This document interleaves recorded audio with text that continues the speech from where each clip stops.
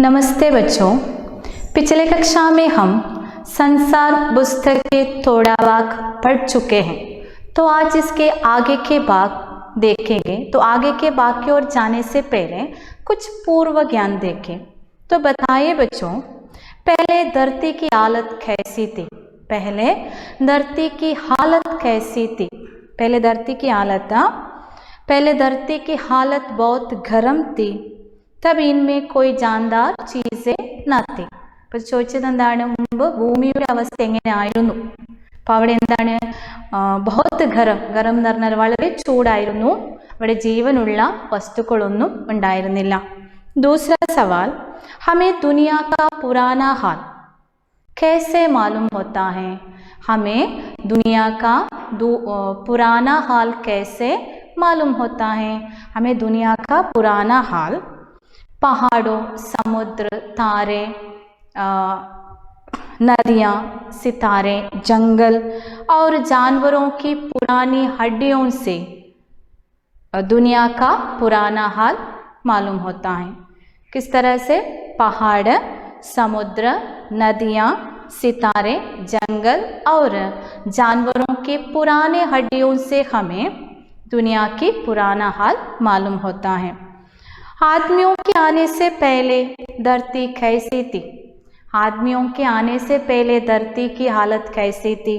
आदमियों के पहले सिर्फ जानवर थे और जानवरों से पहले इस धरती पर कोई जानदार चीजें न थी. आदमी के पहले सिर्फ जानवर थे और जानवरों से पहले इस धरती पर कोई जानदार चीजें न थी. അല്ലേ? അപ്പോൾ കഴിഞ്ഞ ക്ലാസ്സുകളിൽ ആ പാഠഭാഗത്തിൽ എന്ത് പറഞ്ഞു? സൻസാർ പുസ്തകത്തിൽ പറഞ്ഞത് എന്തായിരുന്നു? ഈ ഭൂമി എന്ന് പറയുന്നത് ലക്ഷക്കണക്കിനും വളരെയധികം പഴക്കമുള്ളതായിരുന്നു. പക്ഷെ അവിടെ എന്തുണ്ടായിരുന്നില്ല? ജീവനുള്ള ഒരു വസ്തുക്കളും ഉണ്ടായിരുന്നില്ല. അതുകൂടാതെ തന്നെ എന്താണ് പറഞ്ഞത്? ആദ്മിയോ കെ പേലെ സിർഫ് ജാൻവർ, ഇവിടെ മനുഷ്യരുടെ മുമ്പ് എന്തായിരുന്നു? ജന്തുജാലങ്ങൾ മാത്രമായിരുന്നു, ജീവജാലങ്ങൾ മാത്രമായിരുന്നു ഉണ്ടായിരുന്നത്, മനുഷ്യരുണ്ടായിരുന്നില്ല അല്ലേ? പിന്നെ എങ്ങനെയായിരുന്നു മുമ്പ് ആ ഭൂമി? എങ്ങനെയുള്ളതായിരുന്നു? വളരെ ചൂടുള്ളതായിരുന്നു. അപ്പോൾ ജീവനുള്ള ഒരു വസ്തുവും അവിടെ ഉണ്ടായിരുന്നില്ല. പക്ഷെ ഇപ്പോഴാണെങ്കിൽ നമ്മുടെ ലോകം എങ്ങനെയാണ്? നാനാതരത്തിലുള്ള മനുഷ്യരാലും ജന്തുക്കളാലും നിറഞ്ഞിരിക്കുകയാണ്. അപ്പോൾ ആ കഴിഞ്ഞ കാലത്തെ കുറിച്ചിട്ട് ഓർക്കുക എന്ന് പറയുന്നത്, സങ്കല്പിക്കുക എന്ന് പറയുന്നത് തന്നെ വളരെ പ്രയാസമായിരുന്നു. അപ്പോൾ ഈ വളരെ ചൂടുള്ളതായിരുന്നു നമ്മുടെ ഭൂമി എന്ന് പറയുന്നത്, അതിനെക്കുറിച്ചിട്ട് പ്രകൃതി ശാസ്ത്രജ്ഞന്മാരും പണ്ഡിതന്മാരും ഒക്കെ തന്നെ ഒരുപാട് പഠനങ്ങൾ നടത്തി ഒരു ചിന്തിച്ചു. അതിനുശേഷം ഇവർ പറഞ്ഞ എന്തുകൊണ്ടാണ് വളരെ ചൂടുള്ളതായിരുന്നല്ലേ നമ്മുടെ ഭൂമി എന്ന് പറയുന്നത്. അതുകൂടാതെ തന്നെ മലകളിൽ നിന്നും പിന്നീട് മൃഗങ്ങളുടെ പഴയ അസ്ഥികൂടങ്ങളിൽ നിന്നും ഒക്കെ തന്നെ നമുക്ക് ഈ ലോകത്തെ കുറിച്ചിട്ട് അല്ലെങ്കിൽ ആ പ്രാചീന കാലഘട്ടത്തിലുള്ള അവസ്ഥയെക്കുറിച്ച് നമുക്ക് മനസ്സിലാക്കാൻ സാധിക്കുന്നുണ്ട് അല്ലേ? അതുകൂടാതെ തന്നെ ഇതിൽ എന്ത് പറഞ്ഞു? പഴയ കാലഘട്ടത്തിൽ അല്ലെങ്കിൽ പ്രാചീന കാലഘട്ടത്തിൽ മനുഷ്യരേ ഇല്ലായിരുന്നു. അപ്പോൾ ഈ ചരിത്രം ആരാണ് എഴുതിയത്? അപ്പോൾ ആ കാലഘട്ടത്തിലെ അവസ്ഥ നമ്മൾക്ക് എങ്ങനെ അറിയാം അല്ലേ? അപ്പോൾ നമ്മൾ എന്ത് ചെയ്യുകയാണ്? ഓരോ വസ്തുക്കളെ കുറിച്ച് നമ്മിങ്ങനെ സങ്കല്പിക്കുകയാണ്. എന്ന് പറഞ്ഞാൽ നമ്മൾ കാണാതെ തന്നെ നമ്മളുടെ മനസ്സിൽ നമ്മൾ തന്നെ സങ്കല്പിച്ചെടുക്കുകയാണ്. അപ്പോൾ നമ്മൾ തന്നെ എന്ത് സങ്കല്പിച്ചെടുത്തിട്ട് എന്ത് ചെയ്യാണ്?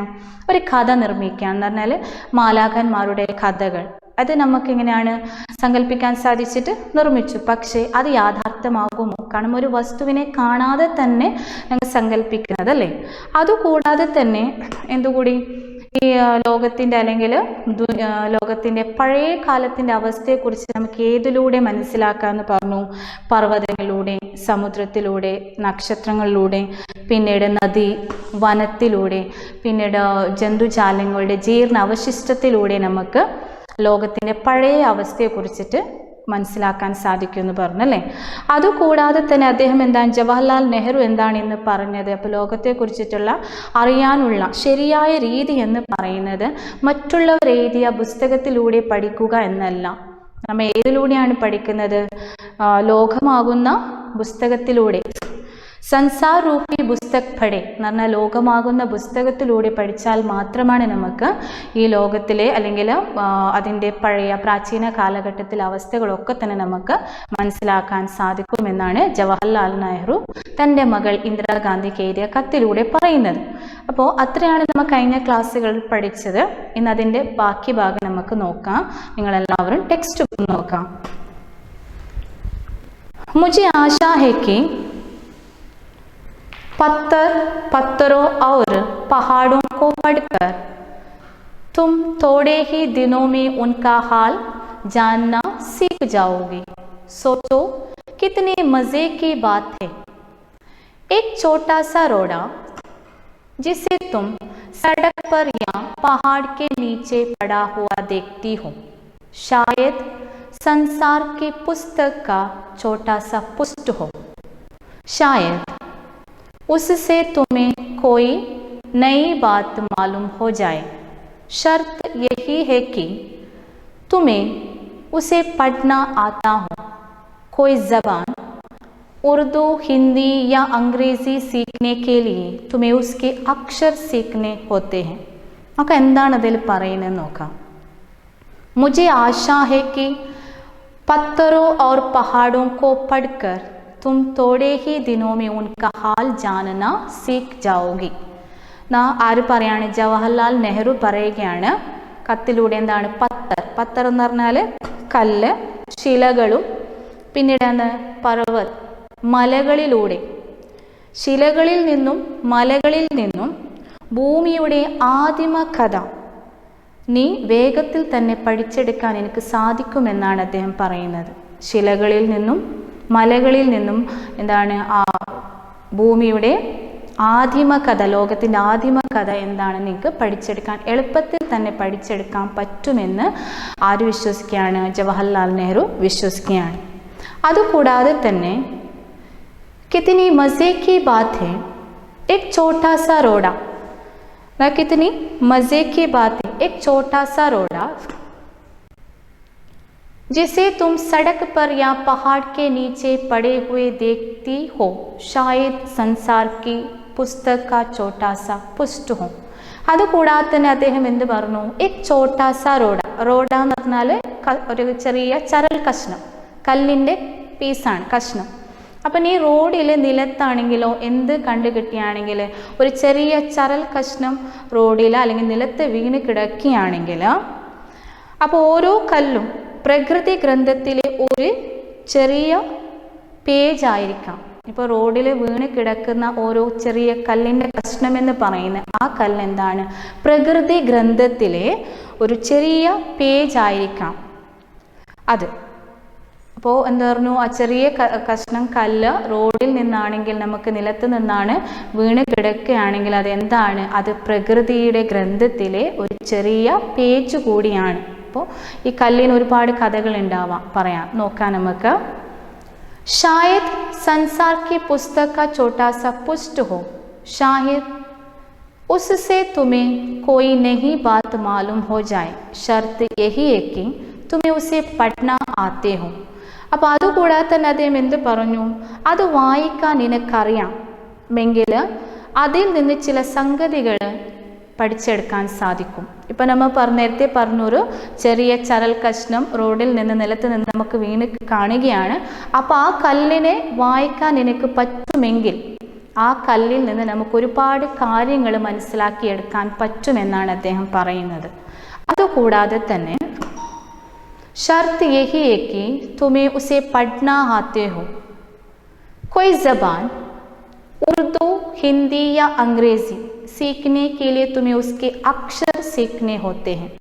അപ്പോൾ ഒരു കല്ല് എങ്ങനെയാണ്? അത് വായിക്കാൻ നിനക്കറിയാമെങ്കിൽ അതിൽ നിന്ന് ചില കാര്യങ്ങൾ പെട്ടെന്ന് തന്നെ നമുക്ക് ഗ്രഹിച്ചെടുക്കാൻ സാധിക്കുമെന്നാണ് ജവഹർലാൽ നെഹ്റു തൻ്റെ മകളോട് പറയുന്നത്.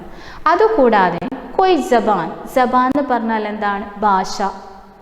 ഉറുദു, ഹിന്ദി യാ അംഗ്രേസി, ഉറുദുവിലും ഹിന്ദി, അംഗ്രേസി എന്ന് പറഞ്ഞാൽ ഏത് ഭാഷ? ഇംഗ്ലീഷ് ഭാഷ. അപ്പോൾ അംഗ്രേസി സീഖ്നെ കെ ലിയെ, ഈ ഭാഷകൾ നമുക്ക് പഠിക്കാൻ വേണ്ടിയിട്ട് നമ്മൾ ആദ്യം എന്താണ് പഠിക്കേണ്ടത്? പെട്ടെന്ന് തന്നെ നമുക്ക് ഈ ഭാഷകൾ പറഞ്ഞെടുക്കാൻ പറ്റുമോ? ഇല്ല. അപ്പോൾ അതിനു മുമ്പായിട്ട് നമ്മൾ എന്ത് പഠിച്ചിരിക്കണം? ഈ ഭാഷകളുടെ അക്ഷരമാല പഠിച്ചിരിക്കണം. അക്ഷരമാല പഠിച്ചാൽ മാത്രമാണ് നമുക്ക് ഈ ഭാഷകൾ പഠിക്കാൻ സാധിക്കുകയുള്ളൂ, അല്ലേ? इसी तरह पहले तुम्हें प्रकृति का अक्षर पढ़ने पड़ेंगे.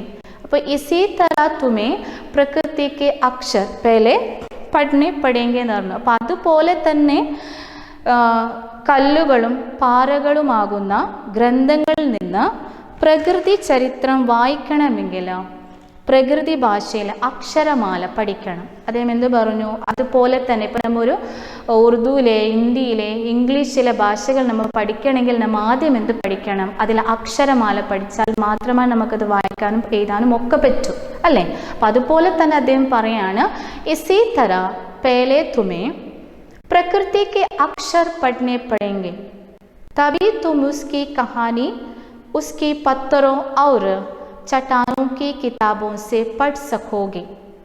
पत्थरों चट्टानों की किताबों से पढ़ सकोगे. അപ്പോൾ അതുപോലെ തന്നെ കല്ലുകളും പാറകളാകുന്ന ഗ്രന്ഥങ്ങളിൽ നിന്ന് എന്ത് പഠിക്കണം? പ്രകൃതി ചരിത്രം വായിക്കണമെങ്കിൽ, പ്രകൃതിയുടെ, ഇപ്പോൾ പാറയിൽ നിന്നും കല്ലിൽ നിന്നും പ്രകൃതിയുടെ ചരിത്രം വായിക്കണമെങ്കിൽ എന്തറിയണം? പ്രകൃതി ഭാഷയിലെ അക്ഷരമാല പഠിക്കണം. അപ്പോൾ പ്രകൃതി ഭാഷയിലെ അക്ഷരമാല പഠിച്ചാൽ മാത്രമാണ് നമുക്കത് പ്രകൃതിയെക്കുറിച്ചിട്ട്, കല്ലിനെയും പാറകളെ കുറിച്ചിട്ടൊക്കെ നമുക്കറിയാൻ സാധിക്കുകയുള്ളൂ.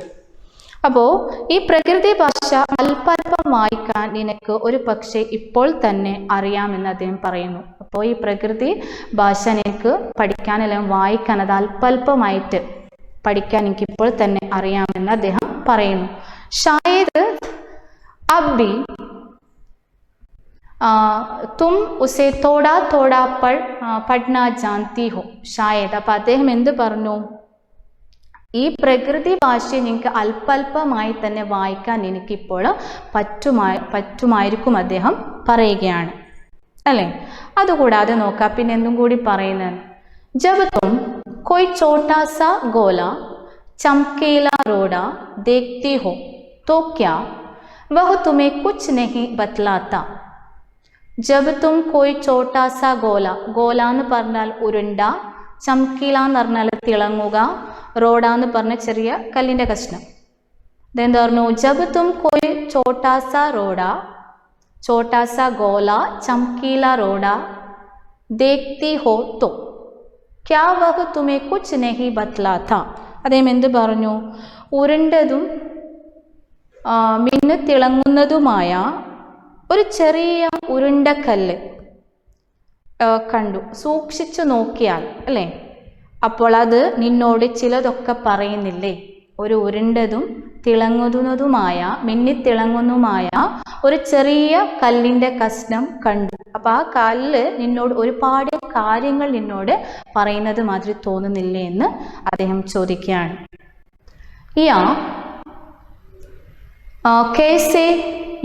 कैसे गोला चिकना और चमकीला हो गया.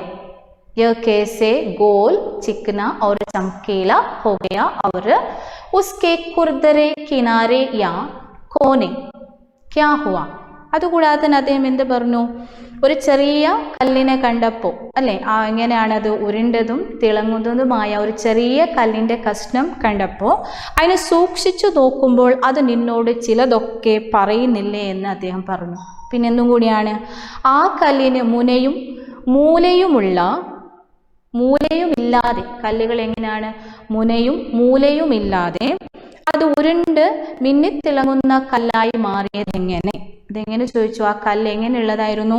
അതിന് മൂലയുമില്ലാത്ത ഈ കല്ല് എങ്ങനെയാണ് ഉരുണ്ടതായതും പിന്നെ ഇത് തിളങ്ങുന്നതും ആയി മാറിയത് എങ്ങനെയാണെന്ന് ചോദിക്കുകയാണ്. നോക്കാൻ നമുക്ക് എങ്ങനെയാണ് ആ കല്ല് മുനയുള്ളതും എങ്ങനെയാണ് മൂലയില്ലാത്തതും മിന്നിത്തിളങ്ങുന്ന കല്ലായി മാറിയത് എങ്ങനെയെന്ന് നോക്കാം. अगर तुम किसी बड़ी चट्टान को तोड़कर टुकड़े टुकड़े कर डालो तो हर एक टुकड़ा खुरदरा और नोकीला होगा. അഗർ തും കിസി ബഡി ചട്ടാൻ, ചട്ടാൻ എന്ന് പറഞ്ഞാൽ പാറയാണ്, തോടുന്ന എന്ന് പറഞ്ഞാൽ പൊട്ടിക്കുക, ടുക്കട എന്ന് പറഞ്ഞാൽ ചെറിയ കഷ്ണ പീസുകൾ. അപ്പോൾ കുർദര എന്ന് പറഞ്ഞാൽ പരുപ്പറുത്ത. അപ്പോൾ ഇതിൽ എന്താണ് അദ്ദേഹം പറയുന്നുള്ളത് നോക്കാം. എന്താണ്? ഒരു വലിയ കല്ല് ചെറിയ കഷ്ണങ്ങളാക്കി പൊട്ടിച്ചെടുത്താൽ, ഒരു വലിയ കല്ലിനെ ചെറിയ കല്ലായി പൊട്ടിച്ചെടുത്താൽ അതിൻ്റെ ഓരോ കഷ്ണവും, ഒരു വലിയ കല്ലാണ്, ഒരു വലിയ പാറയാണ്, ഈ വലിയ പാറയെ എന്ത് ചെയ്യാൻ നമ്മൾ ഓരോ ചെറിയ കഷ്ണങ്ങളായിട്ട് അതിന് പൊട്ടിച്ചെടുക്കുകയാണ്. ആ പൊട്ടിച്ചെടുത്ത് കഴിഞ്ഞ ശേഷം അതിൻ്റെ ഓരോ കഷ്ണവും, ഈ പൊട്ടിച്ചെടുത്ത കല്ലിൻ്റെ ഓരോ കഷ്ണവും പരുപ്പറുത്തതും മുനയും മൂലയും ഉള്ളതായിരിക്കും. അതെങ്ങനെയായിരിക്കാം? ആ വലിയ പാറ അതിനെ നമ്മൾ ചെറിയ ചെറിയ കഷ്ണങ്ങളായിട്ട് പൊട്ടിച്ചെടുക്കുമ്പോൾ ഈ കല്ല് എങ്ങനെയായിട്ട് മാറും? അതിൻ്റെ ആ കല്ലിൻ്റെ, പൊട്ടിച്ചെടുത്ത കല്ലിൻ്റെ ഓരോ കഷ്ണവും മുനയുള്ളതും മൂലയുള്ളതും മിനുത്ത കല്ലായി മാറിക്കും അല്ലേ? എങ്ങനെയാണ് അത്? മുനയും മൂലയും ഉള്ളതായിരിക്കും. അതൊരിക്കലും ഉരുണ്ട മിനുത്ത ഒരു കല്ലായിരിക്കില്ല. അതൊരിക്കലും എങ്ങനെ ആയിരിക്കില്ല? ഉരുണ്ടതും മിനുത്ത കല്ലായിരിക്കില്ല എന്നാണ് പറയുന്നത്. എന്ന് പറഞ്ഞു, അഗർ തും കിസി ബഡി ചട്ടാൻ കോ തോഡ്കർ टुकड़े टुकड़े कर डालो तो हर एक टुकड़ा खुरदरा और നോക്കീല ഹോക. അദ്ദേഹം പറഞ്ഞു, ഒരു വലിയ പാറയെ നമ്മൾ ചെറിയ കഷ്ണങ്ങളായിട്ട് പൊട്ടിച്ചെടുക്കുന്നു വിചാരിക്കുക. പൊട്ടിച്ചെടുത്ത് കഴിയുമ്പോൾ അതിൻ്റെ ഓരോ കഷ്ണങ്ങൾ എങ്ങനെയുള്ളതായിരിക്കാം? മുനയുള്ളതും മൂലയുള്ള കല്ലായിരിക്കാം അല്ലേ? പക്ഷേ യഹ് ഗോല ചിക്കനെ റോഡേക്ക് തര ബിൽക്കുൽ നഹി ഹോത്ത. അതെങ്ങനെ ആയിരിക്കൂല? ഉരുണ്ടതും തിളങ്ങുന്ന കല്ലിൻ്റെ കഷ്ണങ്ങളായിരിക്കൂല എന്നാണ് പറയുന്നത്. അതൊരിക്കലും ഉരുണ്ടതും മിനുത്തതുമായ ഒരു കല്ലായിരിക്കില്ല. മനസ്സിലായില്ലേ? അദ്ദേഹം എന്ത് പറഞ്ഞു? ഒരു വലിയ പാറയിനെ നമ്മൾ ചെറിയ കഷ്ണങ്ങളായിട്ട് പൊട്ടിച്ചെടുക്കുന്നുണ്ട്. അപ്പോൾ ആ ചെറിയ പൊട്ടിച്ചെടുത്ത ഓരോ കഷ്ണവും, കല്ലിൻ്റെ ഓരോ കഷ്ണവും എങ്ങനെ ആയിരിക്കില്ല? മുനയുള്ളതും മൂലയുള്ള കല്ലായിരിക്കും അല്ലേ? മൂലയുള്ള കല്ലായിരിക്കും. പക്ഷേ അതെങ്ങനെയുള്ള കല്ലായിരിക്കില്ല? അത് ഒരിക്കലും ഉരുണ്ട കല്ലും അല്ലെങ്കിൽ മിനുത്ത കല്ലായിരിക്കില്ല. ഉരുണ്ടതും ആയിരിക്കില്ല, മിന്നിത്തിളങ്ങുന്ന കല്ലും ആയിരിക്കില്ല അല്ലെ? നമുക്ക് തന്നെ അറിയാം അല്ലേ? അപ്പോൾ പിന്നെ നോക്കാം, പിന്നെ അദ്ദേഹം എന്താണ് അതിൽ വീണ്ടും പറയുന്നത്? എങ്ങനെ ആയിരിക്കാം ആ കല്ല് ഉരുണ്ടതും മിനുത്ത കല്ലായി മാറിയത് എങ്ങനെ നോക്കാം. फिर यह रोड़ा कैसे इतना चमकीला, चिकना और गोला हो गया? अगर तुम्हारी आंखें देखे और कान सुने तो तुम उसके मुंह से ही उसकी कहानी सुन सकती हो. പിന്നെ ഇതും കൂടി പറഞ്ഞു നോക്കാം. फिर यह रोड़ा कैसे इतना चमकीला, चिकना और गोला हो गया എന്നാണ് ഈ കല്ല്. റോഡ എന്ന് പറഞ്ഞാൽ ഈ ചെറിയ കഷ്ണ കല്ല് എങ്ങനെയാണ് തിളങ്ങുന്നതും മൂർച്ചയുള്ള കല്ല് എങ്ങനെയായി മാറിയെന്ന് നോക്കാം. അതാണ് അദ്ദേഹം പറഞ്ഞത്. ആ കല്ല് എങ്ങനെ ഉരുണ്ട കല്ലായി മാറി മിന്നിത്തിളങ്ങുന്ന കല്ലായി തീർന്നത് എങ്ങനെയാണ്? അപ്പം എങ്ങനെയാണ് ആ പാറയിൽ നിന്ന് പൊട്ടിച്ച ശേഷം ആ കല്ല് മുനയും മൂലയും ഉണ്ടായിരുന്നു, പക്ഷേ ഉരുണ്ടതും തിളങ്ങുന്ന കല്ലായിരുന്നില്ല അല്ലേ? മിനുസമുള്ള കല്ലായിരുന്നില്ല. അതെങ്ങനെയാണ് ഇങ്ങനെയാണ് ഉരുണ്ടതും മിന്നിത്തിളങ്ങുന്ന കല്ലായി മാറിയത് എങ്ങനെയാണ് അദ്ദേഹം പറയുന്നത്. അതിനുശേഷം അഗർ തുമാരി ആങ്കെ ദേഖെ ഔർ കാൻ സുനെ तो तुम उसकी मुंह से उसकी कहानी सुन सकते हो. अगर तुम्हारी आंखें, आंखें എന്ന് പറഞ്ഞാൽ കണ്ണ്, तुम्हारी आंखें कान, कान എന്ന് പറഞ്ഞാൽ എന്താ? ചെവി. सुने तो तुम उसके मुंह से ही उसकी कहानी सुन सकते हो. എന്തായിരുന്നു അദ്ദേഹം എന്താ പറഞ്ഞിട്ടുള്ളത്? അപ്പോൾ നിങ്ങൾക്കത് കാണാൻ പറ്റുന്നെങ്കിൽ, അഗർ തുമാരി ആങ്കെ ദേഖ് സക്തി, ഒരു പക്ഷെ നിൻ്റെ കണ്ണുകൾ കാണാൻ പറ്റുകയാണെങ്കിലോ, നിങ്ങൾക്ക് ആ കാര്യങ്ങൾ കേൾക്കാൻ പറ്റുകയാണെങ്കിൽ, യോ തുംസെ കഹേഗി കി ഏക് സമയ ജിസെ ഷായദ് ബഹുത് ദിൻ ഗുസാരെ ഹോ. അപ്പം അദ്ദേഹം എന്ത് പറഞ്ഞു? നോക്കിക്കാണുവാനും കണ്ണുകളും കേൾക്കുവാനും ചെവി നിനക്കുണ്ടെങ്കിൽ ആ കല്ല് അതിൻ്റെ കഥ നിന്നോട് പറയും. നോക്കിക്കാണുവാൻ കണ്ണും കേൾക്കുവാൻ എനിക്ക് ചെവി ഉണ്ടെങ്കിൽ ആ കല്ലിൻ്റെ കഥ ആ കല്ല് നിന്നോട് പറയും. എന്തായിരിക്കും ആ കല്ലിൻ്റെ കഥ? यह तुमसे कहेगी कि एक समय जिसे शायद बहुत दिन गुजारे हो. एक समय എന്താണത് പറയുന്നത്? അതിൻ്റെ കഥ എന്തായിരുന്നു? ആ കല്ലിൻ്റെ കഥ എന്തായിരുന്നു പറയുന്നത്? പണ്ട് പണ്ട് വളരെ കാലം മുമ്പ് അതൊരു വലിയ പാറയിൽ നിന്നോ ഒരു വലിയ കല്ലിൽ നിന്നോ പൊട്ടിച്ചെടുത്ത ഒരു കല്ലാണ്. ആ കല്ല് എന്താണ്? അതിൻ്റെ കഥ പറയുകയാണെന്ന് പറഞ്ഞാൽ അദ്ദേഹം കാണാൻ പറ്റുന്നെങ്കിൽ, കേൾക്കാൻ പറ്റുന്നെങ്കിൽ ആ കല്ല് നിന്നോട് അതിൻ്റെ കഥ പറയുമായിരുന്നു അല്ലേ. അപ്പോൾ പണ്ട് ഈ കല്ല് വലിയ പാറയിൽ നിന്ന് ചെറിയ കഷ്ണങ്ങളായിട്ട് പൊട്ടിച്ചെടുത്ത കല്ലുകളാണ്. बहुत दिनों गुजारे हो वह भी एक चट्टान का टुकड़ा था. ठीक उसी टुकड़े की നെയ്തു ആ കല്ലിൽ നിന്ന് പൊട്ടിച്ചെടുത്ത കല്ലല്ലേ. ठीक उसी टुकड़े की तरह उसने किनारे और कोने थे. അപ്പോൾ അതേപോലെ ഈ കല്ലിന് എന്തുണ്ടായിരുന്നു? മുലയുമുള്ള കല്ലുകളായിരുന്നു അത് അല്ലേ. അദ്ദേഹം എന്ത് പറഞ്ഞു? അത് ഒരു വലിയ പാറയിൽ നിന്നോ ഒരു വലിയ കല്ലിൽ നിന്നോ പൊട്ടിച്ചെടുക്കപ്പെട്ട ഒരു ചെറിയ കഷ്ണം. അതുപോലെ തന്നെ അത് വളരെ മൂലകളുമുള്ള ഒരു കഷ്ണമായിരിക്കാം. വലിയ പാറയിൽ നിന്ന് പൊട്ടിച്ചെടുത്ത കല്ലാണ്. കല്ലിന് മുനയുമുണ്ട്, മൂലകളുമുള്ള ഒരു കല്ലാണെന്ന് ആ കല്ല് നിന്നോട് അതിൻ്റെ കഥ പറയുകയാണ് അല്ലേ. അത് നിന്നോട് പറയും. അതേ കല്ല് എവിടെയാണത്? മലച്ചെരുവിൽ നിന്ന് കിടന്നതാവാം. ആ കല്ല് പിന്നെ അവിടെ നിന്ന് വീണിട്ട് മലച്ചെരുവിൽ അല്ലെങ്കിൽ പാറകളുടെ ഇടയിൽ അത് കിടന്നതാവാം എന്ന് പറയുന്നു. ജിസേ തും बड़ी चट्टान से तोड़ती हो शायद यह किसी पहाड़ के धमन में पड़ा रहा. तब पानी आया और उसे बहाकर छोटी घाटी तक ले गया. वहाँ से एक पहाड़ी नाले ने ढकेलकर उसे एक छोटे से दरिया में पहुँचा दिया. അപ്പോൾ ഈ കല്ല് കഷ്ണം അവിടെ മലഞ്ചെരുവിൽ കിടന്നതാവാം. അതെന്ത് സംഭവിച്ചെന്ന് പറഞ്ഞു? അവിടെ മഴ പെയ്തു. ഷായത് വോ കിസി പഹാഡ് കെ ദമൻ മേ പടാ ഹുവ എന്ന ഏതെങ്കിലും പാറകൾക്കിടയിൽ അത് വീണ് കിടന്നതാവാം. തബ് പാനിയായ और उसे बहाकर छोटी घाटी तक ले गया. പാനിയ എന്ന് പറഞ്ഞാൽ വെള്ളം. അപ്പം എന്ത് വന്നു? അവിടെ മഴ പെയ്തു.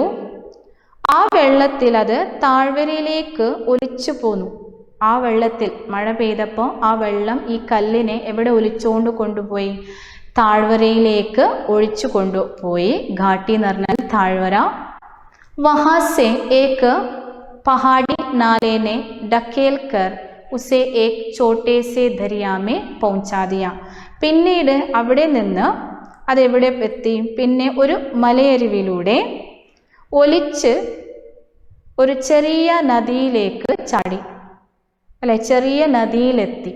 ഈ കല്ല് മഴ വന്നപ്പോൾ ഈ കല്ല് ഒഴുകി ഒരു ചെറിയ നദിയിലെത്തി, താഴ്വരയിലെത്തി. ആ താഴ്വരയിൽ നിന്ന് ഈ പഹാഡ് എന്ത് ചെയ്തു? മലയരുവിലൂടെ ഈ കല്ല് ഒലിച്ച് പോയിട്ട് ഒരു ചെറിയ നദിയിലെത്തി അല്ലേ.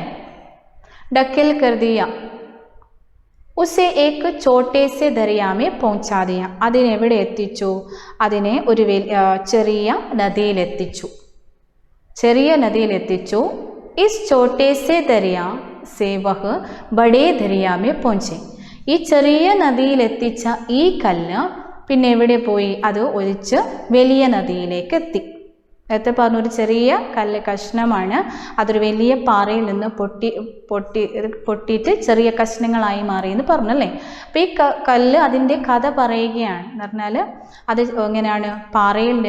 പാറയുടെ ഒരു ചെറിയ കഷ്ണമാണ്. അത് പൊട്ടിച്ചെടുത്തപ്പോൾ അത് ഇവിടെ താഴ്വരയിലൂടെ മഴ വന്നപ്പം അത് താഴ്വരയിലൂടെ ഒഴുകി വന്നു. പിന്നെ ചെറിയ നദിയിലെത്തി. ചെറിയ നദിയിൽ നിന്ന് ഒഴുകി അത് വലിയ നദിയിലേക്ക് എത്തി. इस बीच में वह दरिया के फंदे में लुटकता रहा. उसके किनारे घिस गए और वह चिकना और चमकदार हो गया. इस बीच में അപ്പോൾ അതിൻ്റെ ഇടയിൽ ഈ കല്ല് നദീൻ്റെ അകത്ത്, പൈന്ത എന്ന് പറഞ്ഞാൽ എന്താണ്? നദീൻ്റെ അടുത്ത് പെയ്തെന്ന് പറഞ്ഞാൽ നദിയുടെ അടിയിൽ ലുടക്ന എന്ന് പറഞ്ഞാൽ ഉരുളുക. ഈ കല്ല് വലിയ നദിയിലെത്തിയില്ല. അപ്പം ഈ വലിയ നദിയിലെത്തിയ ഈ കല്ല് ആ നദിയുടെ വെള്ളത്തിൻ്റെ അടിയിൽ തന്നെ ഇരുന്ന് ഉരുളുകയാണ്. ഉരുണ്ടിട്ട് ഈ കല്ല് എങ്ങനെയുള്ളതായി മാറി? ഉസ്കെ കിനാരെ ഗിസ്കയെ, അതിൻ്റെ മൂലകളൊക്കെ തന്നെ തേഞ്ഞുപോയി അല്ലേ. അവർ ചിക്കന അവർ ചമത്കാർ ബൻഗയ, അതെങ്ങനെയാണ്? തിളങ്ങുന്നതും മിന്നിത്തിളങ്ങുന്ന കല്ലായി മാറി. ഇസ് തര വ കങ്കട് ബന ജോ തുമാരെ സാമനെ ഹെ, കിസി വജഹ സെ ദരിയ ഉസെ ചോട് ഗയ. അപ്പം ഏതോ ഒരു കാരണത്താൽ നദി ഈ കല്ലിനെ ഇവിടെ ഉപേക്ഷിച്ചു പോയി. മനസ്സിലായില്ലേ? അപ്പം അതിലെന്താണ് പറഞ്ഞത്? ഒരു കല്ല് പാറയിൽ നിന്ന് പൊട്ടിച്ചെടുത്ത കല്ലാണ്. ഈ കല്ല് അതിൻ്റെ കഥ പറയുകയാണ് അല്ലേ. അപ്പോൾ ഈ കല്ല് എങ്ങനെയാണ്? അത് വലിയൊരു പാറയിലൂടെ ചെറിയ കല്ലാണ്. അത് താഴ്വരയിലൂടെ ഒഴുകി വന്നു. താഴ്വരയിൽ നിന്ന് ചെറിയ നദിയിലേക്ക് പോയി. ചെറിയ നദിയിൽ നിന്ന് ഈ കല്ല് വലിയ നദിയിലേക്ക് വന്നു. അപ്പോൾ ഈ വലിയ നദിയിൽ തന്നെ ഈ കല്ല് കിടന്നു. അടിയിൽ തന്നെ ആ കല്ല് ഉരുണ്ട് എന്തായി മാറി? എങ്ങനെയുള്ളതായി മാറിയത്? അതിൻ്റെ മൂലകൾ തേഞ്ഞു അല്ലേ. മൂലകൾ തേഞ്ഞ ശേഷം ആ കല്ല് മിനുസമുള്ള കല്ലായി മാറി അല്ലേ. കിസി വജഹ സെ ദരിയ ഉസെ ചോട് ഗയാ ഹോ. അപ്പോൾ ഏതോ ഒരു കാരണത്താൽ ഈ നദി ഈ കല്ലിനെ ഇവിടെ വിട്ടുപോയതാണ് നമുക്ക് ഈ കല്ല് കാണാൻ സാധിച്ചതെന്ന് പറയുന്നത്. അതുകൂടാതെ തന്നെ അദ്ദേഹം എന്ത് പറഞ്ഞു? ഔർ തുമുസെ പാകെ. അപ്പോൾ ഏതോ ഒരു കാരണവശാൽ ഈ കല്ലിനെ ആ നദി ഉപേക്ഷിച്ചു പോയി. ആ കല്ലാണ് നീ കണ്ടതെന്ന് പറഞ്ഞു അല്ലേ. അഗർ ദരിയ ഉസെ ഔർ ആകെ ले जाता तो वह छोटा होते होते अंत में बालू का एक जर हो जाता. അപ്പോൾ ഈ ചെറിയ കല്ല് കഷ്ണാണ് ഇവിടെ വീണത് നീ കണ്ടു അല്ലേ.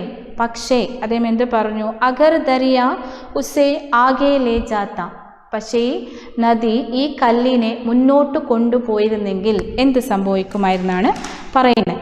ഈ കല്ലിനെ നദി നിന്ന് ഒലിച്ചത് മുന്നോട്ട് പോയിരുന്നെങ്കിൽ എന്ത് സംഭവിക്കുമായിരുന്നു? എന്താണ്? തോ വഹ് ചോട്ടെ ഹോത്തെ ഹോത്തെ, ആ കല്ല് ചെറുതായി അന്തമേ അവസാനം ബാലൂക്ക ഏക് ജർ, അവസാനം ആ കല്ല് എവിടെ പോയി എത്തുമായിരുന്നു? നദി സമുദ്രത്തിൽ പോയി എത്തുമായിരുന്നു അല്ലേ. മണലിൽ സമുദ്രത്തിലെത്തി. അതെങ്ങനെയാണ്? നദിയിൽ തന്നെ ഒലിച്ചു പോയെങ്കിൽ അത് ചെറുതായി ഒടുവിൽ മണൽ തരിയായി തീരുമായിരുന്നു. നേരത്തെ എന്ത് പറഞ്ഞു? ഒരു ചെറിയ കല്ലട കിടക്കുന്നുണ്ടല്ലേ. നദി ആ കല്ലിനെ ഉപേക്ഷിച്ചു പോയെന്ന് പറഞ്ഞു. പക്ഷേ ഈ കല്ല് മുന്നോട്ട് പോയിരുന്നെങ്കിൽ, ഈ കല്ലിനെ ഈ നദി ഒലിച്ചോണ്ട് കൊണ്ടുപോയിരുന്നെങ്കിൽ ഈ കല്ല് എന്തായി മാറുമായിരുന്നു? ഈ കല്ല് ചെറുതായി കഴിഞ്ഞിട്ട് സമുദ്രത്തിൻ്റെ കരയിലുണ്ടായിരുന്ന മണലായി മാറുമായിരുന്നു. കടൽക്കരയിലെ തൻ്റെ സഹോദരങ്ങളോട് അല്ലേ, ഈ കടൽക്കരയിൽ ഉണ്ടായിരുന്ന മണലോടു കൂടി ചേരുമായിരുന്നു അദ്ദേഹം പറഞ്ഞു. किनारे अपने बायों से जा मिलता जहाँ एक सुंदर बालों का किनारा बन जाता. അപ്പോൾ ഈ ചെറുതായി പോയ ഈ കല്ല് സമുദ്രത്തിൻ്റെ കിനാരെ എന്ന് പറഞ്ഞാൽ എന്താ? സമുദ്രത്തിൻ്റെ കരയിലെത്തിയിട്ട് അത് തൻ്റെ സഹോദരങ്ങളായ മണലിനോട് കൂടിച്ചേരുമായിരുന്നു. ജഹാ എക് സുന്ദർ ബാലു കാ കിനാര ബൻ ജാത്ത, അവിടെ എന്താണ്? ഒരു സുന്ദരമായ ഒരു മണൽ തരിയായി മാറുമായിരുന്നു. ഫിർ जिस पर छोटे छोटे बच्चे खेलते और बालू के घरेंदे बनाते, അതിലെന്താണ്? ചെറിയ കുട്ടികൾ എന്ത് ചെയ്യും? ഇപ്പോൾ കടൽക്കരത്ത് നമ്മൾ പോയാൽ തന്നെ ഒരുപാട് മണലിന് ഈ കുട്ടികൾ എന്ത് ചെയ്യും? കളിവീടൊക്കെ തന്നെ ഉണ്ടാക്കും അല്ലേ മണലിൽ. അപ്പോൾ അദ്ദേഹം പറഞ്ഞത് ഈ കല്ല് ചെറുതായി പോയിട്ട് ആ മണലിനോട് ചേർന്നിട്ട് അവിടെ ഉണ്ടായിരുന്ന കുട്ടികളൊക്കെ തന്നെ വന്ന് ഈ മണലിനോട് ചെറിയ കളിവീടുകളൊക്കെ തന്നെ നിർമ്മിക്കുമായിരുന്നു പറഞ്ഞു. അതുകൂടാതെ തന്നെ अगर एक छोटा सा रोड़ा तुम्हें इतनी बातें बता सकता है तो पहाड़ों और दूसरी चीज़ें जो हमारे चारों तरफ है हमें और कितनी बातें मालूम हो सकती. അങ്ങനെ അദ്ദേഹം എന്ത് പറഞ്ഞു? ഈ ചെറിയ ഒരു കല്ല് ഇത്രയും കഥ നിനക്ക് പറഞ്ഞു തരാൻ ആ കല്ലിന് സാധിക്കുമെങ്കിൽ अगर एक छोटा सा रोड़ा इतनी बातें बता सकता है तो पहाड़ അല്ലെ, ഒരു ചെറിയ കല്ലിൻ്റെ കഷ്ണം അതിൻ്റെ കഥ പറഞ്ഞു. കാരണം ആ ചെറു കല്ല് എന്താണ് വെള്ളത്തിൽ നദിയിൽ ഒഴുകി പോയിട്ടാണത് സമുദ്രത്തിൽ മണലായി തീരുന്നത് അല്ലേ. അപ്പോൾ ആ ചെറിയ കല്ലിന് ഇത്രയും കഥകൾ പറയാനുണ്ടെങ്കിൽ പിന്നെ എന്തും കൂടിയാണ് കഴിയുമെങ്കിൽ പാറയിൽ നിന്നും മറ്റു വസ്തുക്കളിൽ നിന്നുമൊക്കെ തന്നെ നമുക്ക് ഒരുപാട് കാര്യങ്ങൾ പഠിച്ചെടുക്കാൻ സാധിക്കുമെന്ന്, എത്രയധികം സംഗതികൾ പഠിച്ചെടുക്കാൻ നമുക്ക് സാധിക്കുമെന്ന് പറയുന്നത്. കാരണം ഒരു ചെറിയ കല്ലിൽ നിന്ന് നമുക്ക് ആ ചെറിയ കല്ല് എങ്ങനെയാണ് ഒരു വലിയ പാറയിൽ നിന്ന് പൊട്ടിച്ചെടുത്ത ഈ കല്ല് അല്ലേ നദിയിൽ വന്നു, വലിയ നദിയിൽ വന്നു, പിന്നീട് നദി ഉപേക്ഷിച്ചു പോയി. അതാണ് നമുക്ക് കരയിൽ നിന്ന് കിട്ടിയ കല്ല്. പക്ഷെ ആ നദി അത് മുന്നോട്ട് കൊണ്ടുപോയപ്പോൾ എന്തായി, അത് നദിയിലൂടെ ഒലിച്ചൊലിച്ചു പോയിട്ട് എന്ത് സംഭവിച്ചു, ചെറിയ കല്ലല്ലെ ചെറുതായിട്ടത് മണലായിത്തീരുന്നു. ആ മണലിൽ കുട്ടികൾ വന്നിട്ട് മണൽ എന്ത് ചെയ്യാണ്, വീടുകളൊക്കെ നിർമ്മിച്ചിട്ട് കളിക്കുകയാണ് അല്ലേ. അപ്പോൾ ആ കല്ല് തൻ്റെ കഥ ഇത്രയും പറയാൻ ആ കല്ലിന് സാധിച്ചു. അതുപോലെ തന്നെ നമുക്ക് എന്താണ്, പർവ്വതങ്ങളിൽ നിന്നും ഒരുപാട് കാര്യങ്ങൾ നമുക്ക് പഠിച്ചെടുക്കാൻ സാധിക്കും. ഓരോ പർവ്വതങ്ങളിൽ നിന്നും മലകളിൽ നിന്നും ഒക്കെ തന്നെ ഓരോ വസ്തുക്കളിൽ നിന്ന് നമുക്ക് ഒരുപാട് കാര്യങ്ങൾ പഠിച്ചെടുക്കാൻ സാധിക്കുമെന്നാണ് അദ്ദേഹം പറയുന്നുള്ളത്. അപ്പോൾ ഇത്രയും ഭാഗമാണ് നമ്മൾ ഇന്ന് എടുക്കുന്നുള്ളത്. അപ്പോൾ ഇതോടുകൂടി സംസാര പുസ്തക പാഠഭാഗം തീരുകയാണ്. അപ്പോൾ നിങ്ങൾക്ക് എന്തെങ്കിലും ഇതിൽ മനസ്സിലാവാത്ത ഭാഗങ്ങളുണ്ടെങ്കിൽ ചോദിക്കാവുന്നതാണ്. ധന്യവാദം.